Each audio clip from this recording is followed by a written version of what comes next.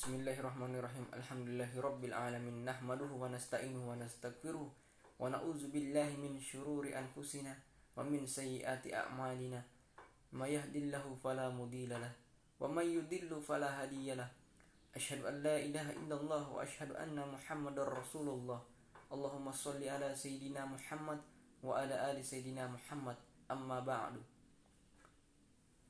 Sebagai hamba Allah yang beriman, marilah kita panjatkan puji syukur kita atas kehadirat Allah Subhanahu wa taala yang telah memberikan kekuatan, kesehatan lahir dan batin kepada kita semua sehingga kita dapat berkumpul di dalam tempat ini dalam rangka menghambakan diri kepada Allah Subhanahu wa taala. Salat serta salam kita haturkan kepada junjungan kita Nabi besar Muhammad sallallahu alaihi wasallam yang telah mengantarkan umat manusia dari peradaban hidup yang jahiliyah menuju pada peradaban hidup yang modern yang penuh dengan kemajuan ilmu pengetahuan dan teknologi seperti yang kita rasakan pada saat ini. Semoga kita semua termasuk hambanya yang taat, yang berhak mendapatkan syafaatnya di akhir kelak. Amin ya rabbal alamin. Yang saya hormati Bapak dosen mata kuliah Pancasila. Pertama-tama saya ingin memperkenalkan nama terlebih dahulu. Perkenalkan, nama saya Ridwan R. Muhammad.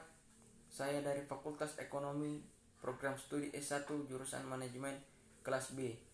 Di sini saya akan menjelaskan sedikit tentang pelanggaran-pelanggaran terhadap sila-sila Pancasila. Seperti yang kita ketahui bersama, Indonesia merupakan negara yang berada di daerah Asia Tenggara. Negara yang memiliki ribuan pulau, juga banyak suku dan budaya. Secara aksiologis, bangsa Indonesia merupakan pendukung nilai-nilai Pancasila. Sebagai pendukung nilai, bangsa Indonesia itulah yang mengakui, menghargai, menerima Pancasila sebagai sesuatu yang bernilai. Pengakuan, penerimaan, dan penghargaan Pancasila sebagai sesuatu yang bernilai itu akan tampak menggejala dalam sikap, tingkah laku, dan perbuatan bangsa Indonesia. Indonesia menjadi negara yang keanekaragaman yang sangat banyak. Banyaknya suku dan budaya di Indonesia menyebabkan setiap daerah pasti memiliki adat istiadat yang berbeda. Indonesia juga merupakan negara hukum, negara yang memiliki landasan tersendiri berupa konstitusi dan hukum yang dasar disebut dengan undang-undang. Dalam undang-undang ini memuat berbagai hal yang paling pokok dalam undang-undang adalah dasar-dasar negara. Dasar-dasar negara ini juga bisa disebut dengan Pancasila. Pancasila merupakan dasar negara Indonesia yang di dalamnya terkandung 5 sila yang mempunyai nilai-nilai penting di setiap silanya. Pancasila juga dijadikan sebagai dasar hukum di Indonesia, sehingga hukum di Indonesia berpatok pada Pancasila. Secara etimologis, Pancasila berasal dari bahasa Sanskerta yaitu panca dan sila. Pancasila berarti 5 dan sila berarti alas atau dasar. Jadi Pancasila berarti 5 dasar yang harus ditaati dan dilaksanakan. Pancasila sebagai filsafat bangsa dan negara Republik Indonesia mengandung makna bahwa setiap aspek kehidupan kebangsaan, kenegaraan, dan kemasyarakatan harus didasarkan pada nilai-nilai ketuhanan, kemanusiaan, persatuan, kerakyatan, dan yang terakhir keadilan. Pemikiran filsafat kenegaraan ini bertolak dari pandangan bahwa negara merupakan suatu persekutuan hidup manusia atau organisasi kemasyarakatan, di mana merupakan masyarakat hukum. Pancasila yang merupakan 5 dasar negara Indonesia yang harus ditegakkan keadilannya sebagai warga negara Indonesia yang baik. Seharusnya kita menghormati Pancasila sebagai landasan hukum. Beberapa masyarakat masih memegang teguh nilai-nilai Pancasila, tetapi ada juga beberapa masyarakat yang justru melakukan penyimpangan pada 5 sila yang tercantum dalam Pancasila tersebut dan tidak menghargai nilai-nilai Pancasila. Mengapa begitu? Karena di era sekarang ini sudah banyak pelanggaran-pelanggaran yang bertentangan dengan 5 sila Pancasila. Sila yang pertama yaitu berkaitan dengan ketuhanan yang Maha Esa. yang pada sila pertama ini bertujuan supaya setiap individu masyarakat Indonesia bisa bebas memeluk agama sesuai dengan kepercayaan mereka masing-masing, dan juga beribadah sesuai agama dan bisa saling menumbuhkan rasa toleransi kepada agama lain. Pelanggaran pada sila pertama ini yaitu gerakan radikal. Gerakan radikal merupakan kelompok tertentu yang mengatasnamakan agama, seperti halnya NIIS yang senantiasa melakukan gerakan radikal yang mengatasnamakan agama, tetapi tidak mengedepankan watak yang agamais. Mereka menggunakan kekerasan, membunuh orang-orang yang tidak berdosa, serta menghancurkan tempat-tempat ibadah. Kedua, aksi terorisme. Aksi terorisme ini yaitu bom Bali, aksi terorisme terbesar sepanjang sejarah di Indonesia yang terjadi pada 3 peristiwa sekaligus, yang menumbuhkan sekitar ratusan orang yang kebanyakan merupakan warga asing yang sedang berlibur, dan bom Bali itu didasarkan pada agama sehingga menyalahi Pancasila. Yang ketiga, pengrusakan tempat ibadah. Pengrusakan tempat ibadah ini sudah terjadi berulang-ulang kali di Indonesia, seperti hal yang terjadi di Tangerang, yang diduga pelaku melakukan tindak vandalisme tersebut karena keyakinan pribadinya yang muncul setelah menonton video YouTube. Yang keempat, fanatisme yang sifatnya anarki. Sikap fanatis merupakan sifat natural dari manusia, dengan alasan bahwa pada lapisan masyarakat dimanapun dapat dijumpai individu atau kelompok yang memiliki sikap fanatik. Fanatisme akan menyamarkan sifat asli individu. Yang kedua yaitu sila kemanusiaan yang adil dan beradab. Pada sila ini bertujuan agar masyarakat bisa hidup dengan adil dan sesuai dengan hakikat manusia. Pelanggaran pada sila ini yaitu 1. Perbudakan. Perbudakan adalah kasus yang hampir di seluruh wilayah Indonesia terjadi. Kasus perbudakan anak, korban disiksa hingga bekerja 14 jam tanpa upah. Yang kedua, bullying. Kasus perundungan atau bullying ini masih marak terjadi di dunia pendidikan.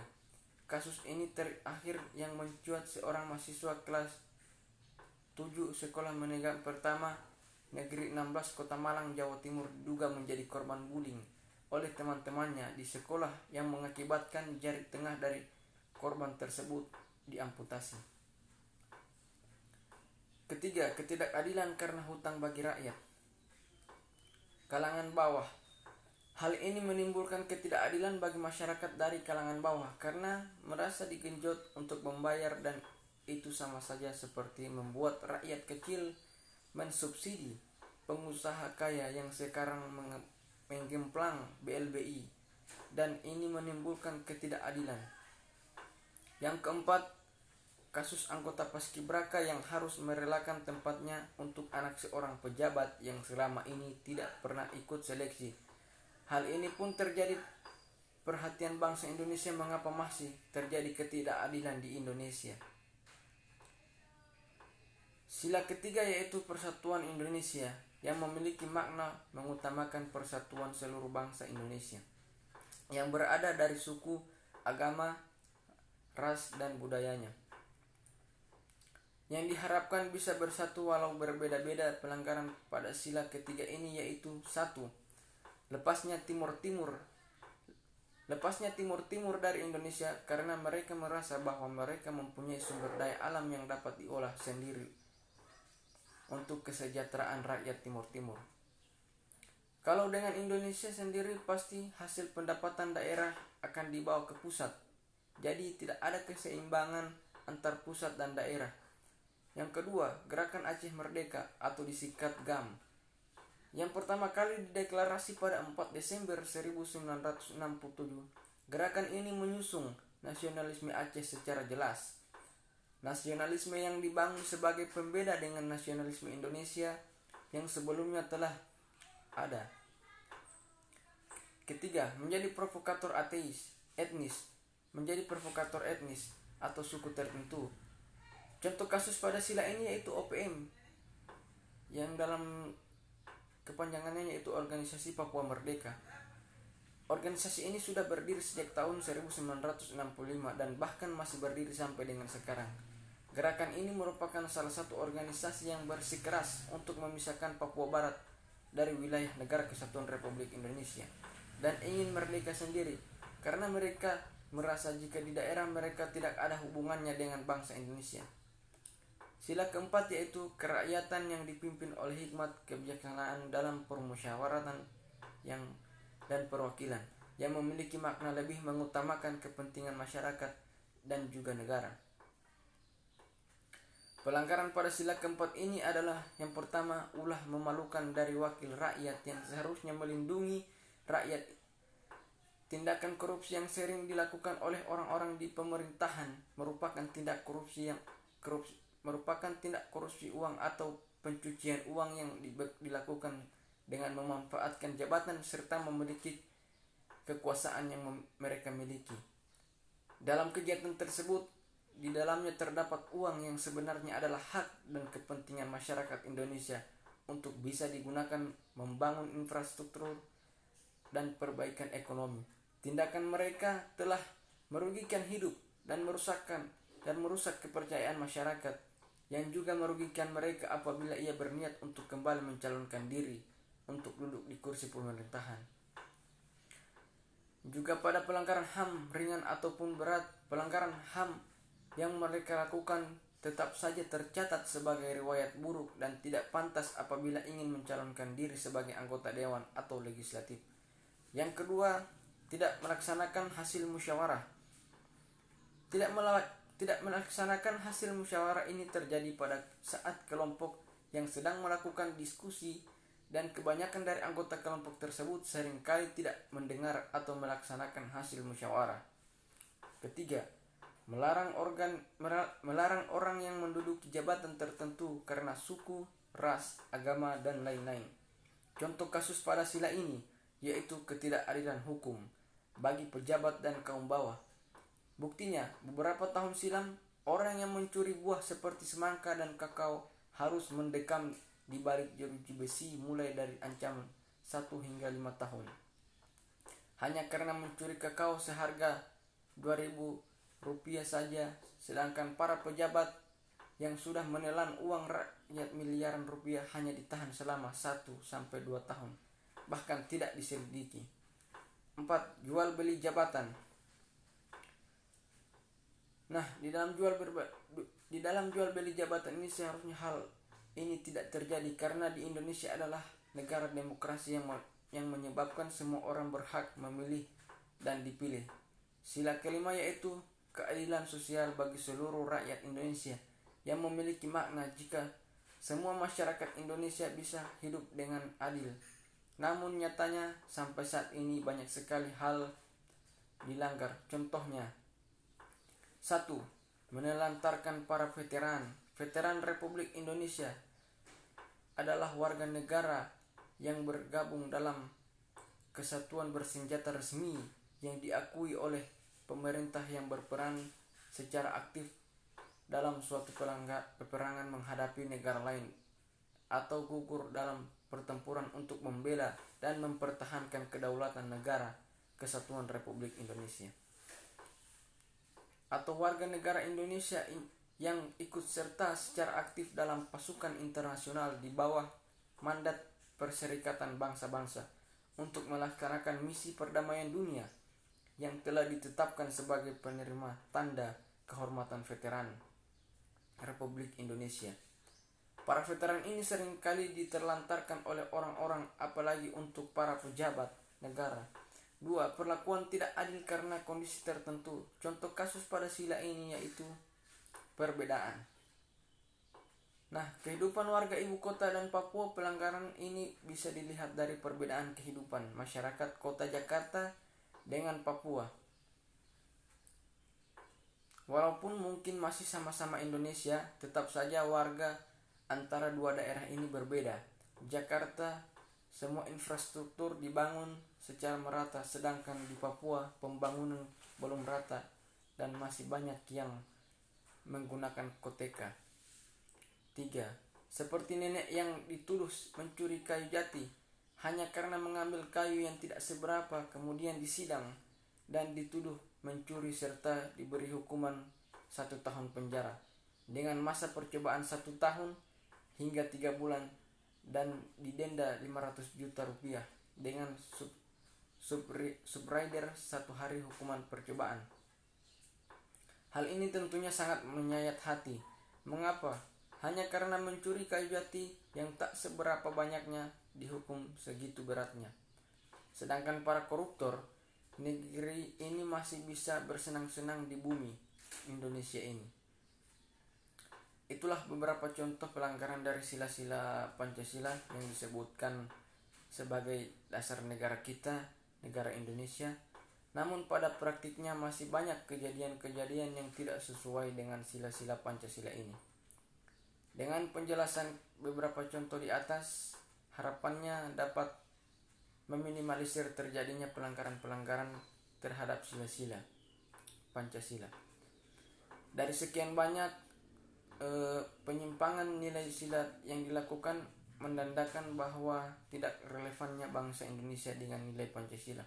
Oleh sebab itu, maka seharusnya masyarakat di Indonesia, terutama pemerintah, harus berusaha untuk memahami nilai-nilai Pancasila dan menerapkannya dalam tindakan dan perbuatannya.